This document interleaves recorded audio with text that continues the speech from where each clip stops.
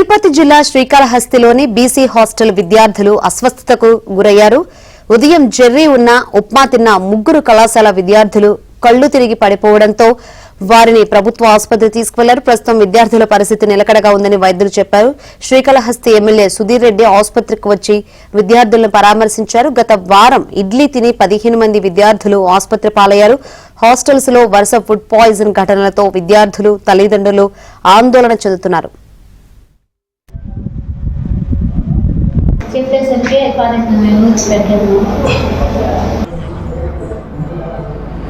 అదే ఫుడ్ పెట్టి మీరు వాళ్ళు అన్నారు నాకు నాన్ వెజ్ పెట్టకుండా పర్లేదు ఏ పడ్డా మంచి ఫుడ్ పెట్టండి అని వాళ్ళ రిక్వెస్ట్.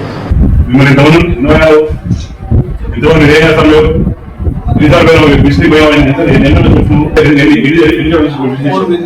మనం అందజేస్తారంటే మీ ఇంప్లిమెంట్ వాట్ ఐ టోల్డ్ నీకు అన్న క్యాంటీన్ ఫుడ్ తెచ్చి పెట్టారు బాగుపడవు. శ్రీకాళహస్తిలోని బీసీ హాస్టల్లో విద్యార్థులు అస్వస్థతకు గురయ్యారు.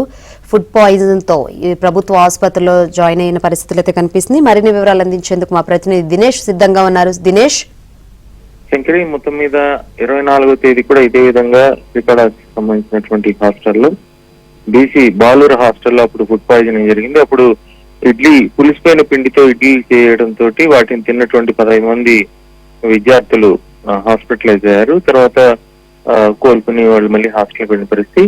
ఈరోజు బాలికలకు సంబంధించినటువంటి బీసీ హాస్టల్లో ఈ సంఘటన చోటు చేసుకుంది. వాళ్ళు చేసినటువంటి ఉప్మాలో ఒక జెర్రీ లాంటి ఇది క్రిమి ఉండడంతో దాన్ని చూసి మిగిలిన పిల్లలు తినలేదు. అయితే అంతకు ముందు అది చూడక ముందు తిన్నటువంటి పిల్లలు వామిట్స్ చేసుకుని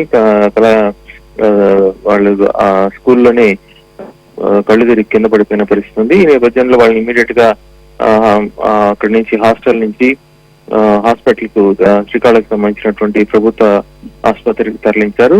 శ్రీకాళకు సంబంధించినటువంటి ఎమ్మెల్యే సుధీర్ రెడ్డి ఇమీడియట్ గా హాస్పిటల్ కు వచ్చి ఎలా ట్రీట్మెంట్ అంతా ఉంది ఏమనేది అన్ని వివరాలు తెలుసుకున్నారు.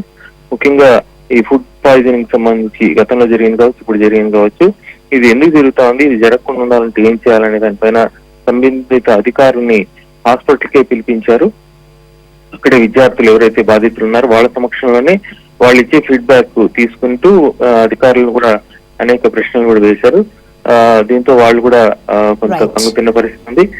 మళ్ళీ భవిష్యత్తులో ఇటు జరగకుండా ఉండడానికి అన్న క్యాంటీన్లు ఏదైతే ఫుడ్ బాగా అందుతుందో అంతకంటే బాగా హాస్టల్లో ఫుడ్ అందాలని సుధీర్ రెడ్డి ఆదేశించారు. Right, thank you Dinesh.